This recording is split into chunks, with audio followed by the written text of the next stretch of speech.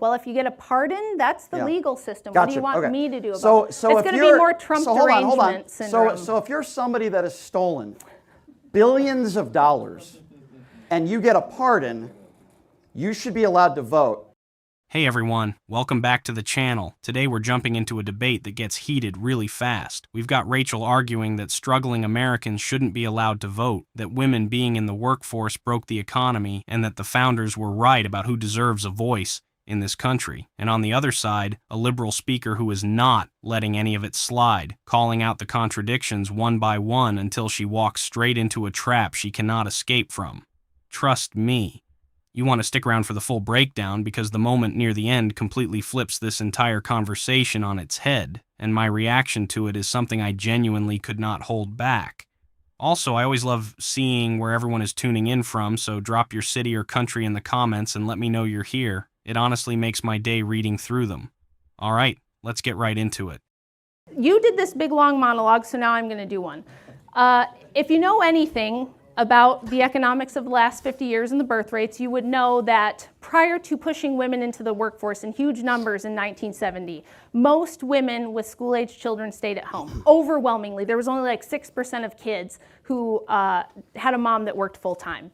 During that time, the economy fundamentally changed into a two-income economy where rather than just having the basics, where a janitor who's a father of 5 can support all those kids on one income and they can have a house in a nice neighborhood, they can have a car, they can afford groceries, and they can even afford to retire. Imagine such a thing, like the baby boomers did. When we pushed women into the economy in huge numbers, it did a couple of things. The first is it created that two-income trap, where now you don't have a family wage, you have an individual wage. And on top of that, we changed from being more of a productive economy to what my friend Aaron Clary calls a she economy. And this is more of a service-based, consumer-based, debt-based economy, where everybody is buying more than they can afford, they are financing everything, they are living well above their means, and it takes two incomes to keep this up. And this happened because we gave women a ton of free college. It wasn't really free. They had to pay it back. Women are now the majority debt holders. They have the most degrees, but they also go into life with an average of $50,000 in debt. Are you against student debt forgiveness? I'm not done yet. Oh. So yes, when you have a young woman who spends all of her formative years going to school, she doesn't graduate college till she's at least 22, maybe later. She's got $50,000 in debt starting out, and she has to start a career. Of course she's going to say, I can't have a baby. I just started in life with debt and a career that I have to build. Otherwise, all this college I went to is for nothing. That's why I chose not to do it, because I wanted to have a family, and I thought it doesn't make sense for me to do things this way. Yep. And a lot of women want to do that and feel the social pressure that they cannot make that choice because everyone around them goes, you've got to have your own money. You can't depend on a man. That's scary. He'll abuse you and you'll have to leave and it's going to be awful. And we don't fearmonger women about, let's say a woman wants to be a dentist and we say, well, what happens if you get arthritis? What if you hurt your hand or lose your fingers in an accident? You can't rely on being a dentist. What if something happens? All right, let me jump in here. So it's not that, just to summarize, it's not that women are too poor. It's not that people are too poor. We still have a much higher standard of living than we've ever had historically. It's not that we can't afford children. It's that we fundamentally transformed the economics of the country and people have different material standards that they want instead that they prioritize over family. Okay, so just to repeat, she just said, it's not that women can't afford children. Rachel's in a situation where she has means and she has money. She doesn't speak for all the other women that were in this John Hopkins where they all said that the number one reason was the economy. There could be all sorts of different reasons. I don't believe that the majority of these women said they're not having kids because they want to be able to go on a cruise, okay? They got to pay their college debt. I'm not done yet, okay? I don't believe that at all. She's making a gross assumption in assuming to form her argument that all these women are not having kids, and it's got nothing to do with any of the policies put forth right now. It's got nothing to do with the fact that they're living to paycheck or they're single mothers who can't get maternity leave. It's got nothing to do with any of that stuff, but it's forming her argument on that, which obviously I completely disagree. But she said something very interesting. you have to understand something right off the bat. When Rachel went into this long monologue about how women being in the workforce is the reason families are struggling today, that was the moment her entire worldview just spilled out onto the floor. Because listen to what she actually said. Rachel said this: if you know anything about the economics of the last 50 years and the birth rates, you would know that prior to pushing women into the workforce in huge numbers in 1970, most women with school-aged children stayed at home, and right there, you can hear it. The framing, pushing women into the workforce, like women are cattle that got herded somewhere they didn't want to go, not women demanding the right to earn their own income, build their own careers, and have their own financial independence. No, in her version of history, women were just shoved out of the kitchen against their will, and that tells you exactly where this is going. Then she said this: a lot of women want to do that and feel the social pressure that they cannot make that choice. And I'm sitting there thinking, social pressure? You mean the social pressure of being able to leave a bad marriage? The social pressure of not being financially trapped? The social pressure of being treated like an actual human being with options? Because let me break down why this matters. For most of American history, women couldn't open a bank account in their own name without a husband co-signing. That wasn't fixed until 1974. Think about that. Your grandma could not legally get her own credit card.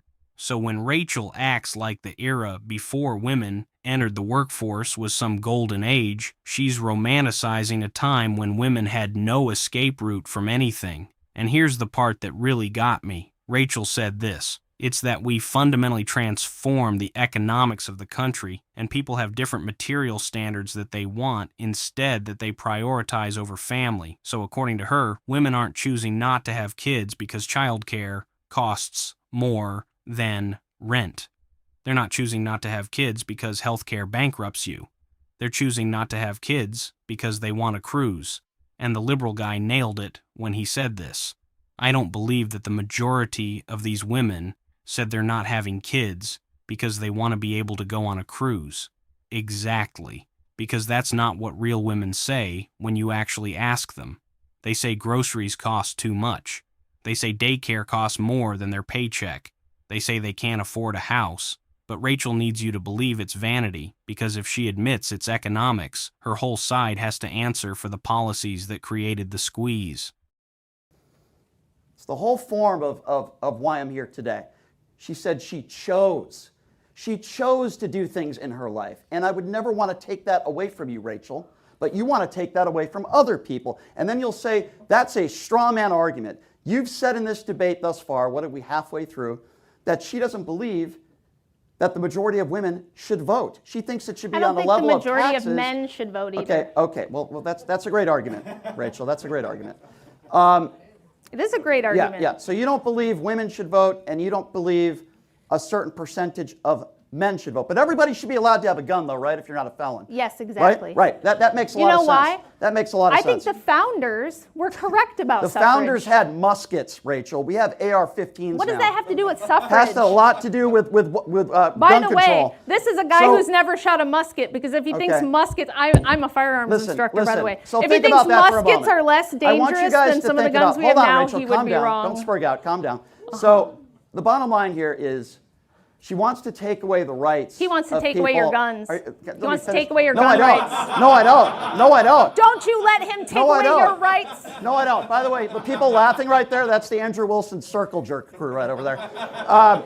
So I don't want to take away anybody. See, she's wrong. I don't want to take away anybody's right to own a gun, as long as they're not a felon. I've never said that. By the way, as far as I know. Then why did you throw that at me? Oh, you want everyone to have a gun? I'll tell you why. Yeah. I'll tell you why. Because of how ridiculous her argument is. Oh, I can't She wants to take away the rights of people to vote, but yet those same people that are not, as you said, contributing to society, go ahead and buy 10 guns and thousands of rounds of ammunition. I don't want to take your right away, no matter how smart you are or how stupid you might be or how much money you're paying in taxes. I don't want to take your rights away. I'm pro First Amendment. Listen, I've never said that I want to take all of your guns away. And by the way, I can't think of one elected official on the left that said that either. Not that this is a gun control debate. I don't want to take your right away to vote either. Listen, I get frustrated sometimes and I say, man, I wish stupid people weren't allowed to vote. Man, I wish those people weren't allowed to vote.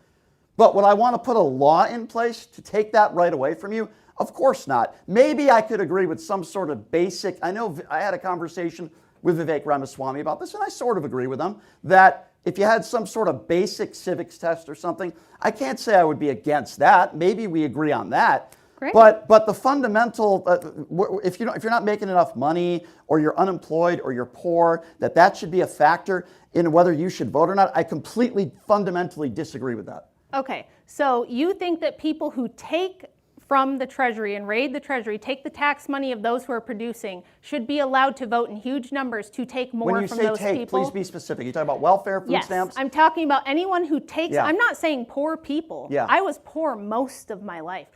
But So most of your life you shouldn't have been allowed to vote? I wasn't taking more from the system than I was getting. So if you're on SNAP benefits, you're Right. on TANF, Right. you're getting Medicaid, you're taking tens to maybe hundreds of thousands from the government in subsidies and welfare, then no, you don't get to vote to continually steal from other people. What about Okay, this is the part that blows my mind, because the liberal guy lays a perfect trap and Rachel just walks right into it. He said this: you don't believe women should vote, and you don't believe a certain percentage of men should vote, but everybody should be allowed to have a gun though, right? And without missing a beat, Rachel said this: yes, exactly. I think the founders were correct about that. Stop. Just stop and think about what she just said out loud on camera. She believes the average woman should not have a say in who runs her country. She believes a chunk of men shouldn't either, but she thinks every adult who isn't a felon should be allowed to walk into a store and buy a firearm. So in Rachel's America, you don't get a voice in your government, but you do get a weapon. Pick which right you trust people with and pick carefully, because she just told you the answer. And honestly, that's a worldview I cannot wrap my head around. The most basic civic duty in a democracy is voting. It's the lowest possible bar of participation.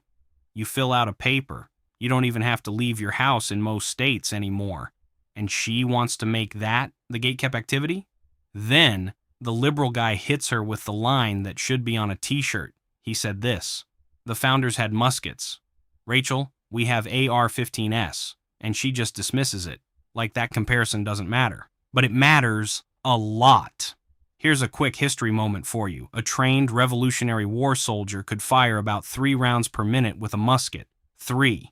That was the cap. The Second Amendment was written in a world where the deadliest civilian weapon could shoot 3 times before you had to spend 20 seconds reloading with a ramrod. That is a documented fact. Today, a standard semi-automatic rifle can put out hundreds of rounds in that same minute. So when Rachel says the founders were correct about everyone having guns, she's pretending the technology hasn't changed in 250 years. That's not a serious position. That's a costume. And here's where she really takes the mask off. Rachel said this: people who take from the Treasury and raid the Treasury, take the tax money of those who are producing, should be allowed to vote in huge numbers to take more. Notice the language: take, raid, steal. She's describing a single mom on food assistance like she's a bank robber. She's describing a kid on Medicaid like he's a thief. This is what people don't realize about that worldview. It treats poverty as a moral failure that should cost you your citizenship rights. And once you accept that frame, every cruel policy that follows just feels logical to you.